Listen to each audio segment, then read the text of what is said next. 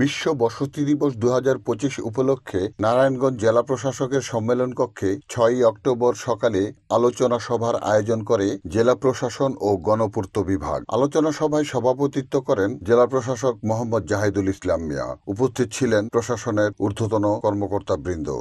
বিশ্ব বসতি দিবস 2025 উদযাপন উপলক্ষে র্যালি পরবর্তী আজকের এই আলোচনা সভায় উপস্থিত সম্মানিত সিভিল সার্জন মহোদয়, এক্সএম পিডব্লিউডি মহোদয়, আমার সহকর্মীবৃন্দ, সম্মানিত পুলিশ সুপারের প্রতিনিধি মহোদয়, আমাদের বিভিন্ন সরকারি দপ্তরের কর্মকর্তাবৃন্দ এবং সুধীবৃন্দ, সাংবাদিকবৃন্দ, সবাইকে জানাচ্ছি শুভেচ্ছা এবং অভিনন্দন। এবারের আমাদের যে প্রতিপাদ্য যে বিষয়টি সেটি হচ্ছে অত্যন্ত যুগোপযোগী, আমার কাছে মনে হচ্ছে আরবান ক্রাইসিস রেসপন্স। আমরা নিশ্চয়ই চাই না আমাদের এই শহর বসবাস অনুপযোগী হয়ে পড়ুক। আমরা কি সেটি চাই? আমরা চাই না। আজকে আমরা আমাদের সেই প্রতিজ্ঞাবদ্ধ হতে হবে, আমাদের প্রতিজ্ঞা করতে হবে যে আমাদের প্রত্যেকেরই এই সমাজের জন্য শুধু আমি নিজের ভালোটা দেখবো, নিজের ভালো খাবার চিন্তা করব, কিন্তু রাষ্ট্রের ভালোটা দেখবো না, সমাজের ভালোটা দেখবো না, তা হয় না। আমরা প্রত্যাশা করি আমাদের মধ্যে সকলের মধ্যে সেই জ্ঞান আছে, সেই বিবেক আছে এবং আমরা প্রত্যেকেই সেই দায়িত্বশীলতা পরিচয় দিয়ে আগামীতে আমাদের এই শহরটা বসবাসযোগ্য করার জন্য আমাদের যে পরিকল্পনা, যেভাবে আমরা অনেক সময় আমরা চিন্তা করি যে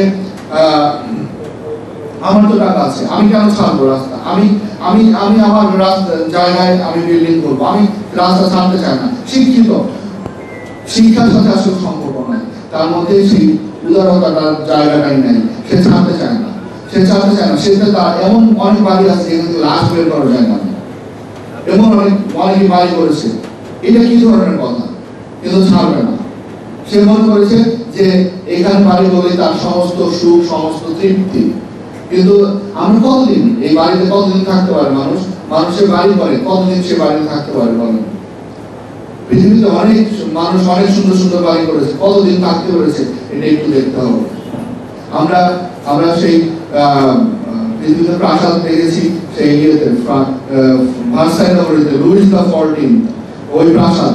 আপনার মানুষের বাড়ি যে প্রাসাদ যে কি কত বড় কত সুন্দর হতে পারে, তো সেও তো থাকতে পারে না, পেরেছে পারে না। সুতরাং আমরা যে সবার জন্য চিন্তা করবো যে আজকে আমরা আমাদের সমাজের সমস্ত কার্যক্রমগুলো করি, সমাজের কথা চিন্তা করি, তাহলে আমাদের যে লক্ষ্য আছে সুন্দর একটি সমাজ গঠনের, রাষ্ট্র গঠন, সেটি বাস্তবায়ন করা সম্ভব হবে। Report Shahjahan Chowdhury, NN TV, Narayanganj.